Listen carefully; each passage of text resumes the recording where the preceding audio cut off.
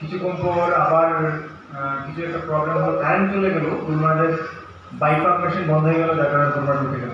So கொஞ்ச நேரத்தில் வந்து கோவிலில் இருக்கிற மின்சாரமும் வந்து தடைப்பட்டுச்சு.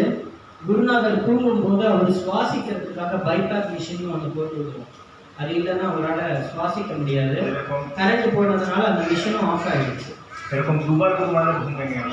ஸோ இது மாதிரி 2 தடவை அன்னைக்கு வந்து குருநாதரோட தூக்கம் வந்து கெட்டு போயிடுச்சு. তারপর রাতে প্রায় 1:30 কি 2টোর দিকে গুরুমারা হঠাৎ করে ঘুম থেকে উঠলেন, মানে অনেক জোরে, বিকট জোরে, অনেক জোরে হরি ওম বলে গুরু মহারাজ উঠে বসে পড়লেন। ஸோ அதிகாலை 2:10 போல இருக்கும். அந்த நேரத்தில் திடீர்னு குருமகாராஜ் வந்து தன்னோட தூக்கம் கலந்து ரொம்ப சத்தமா ஹரி போல் அப்படின்னு சத்தம் போட்டாரு. ঘুম থেকে হরিবোল বলে গুরু মহারাজ উঠে বসে পড়লেন। ஸோ தூங்கி இருந்தவர் அந்த ஹரிபோல் சொல்லிட்டு எந்திரிச்சு உட்கார்ந்துட்டாரு பெட்லேயே. আমি কখনোই 2008-এর পরে যখন গুরুমার স্ট্রোক করলেন, এরপরে গুরুমাকে নিজে এরকম বসতে দেখিনি, নিজে স্বতঃস্ফূর্তভাবে বসতে দেখিনি।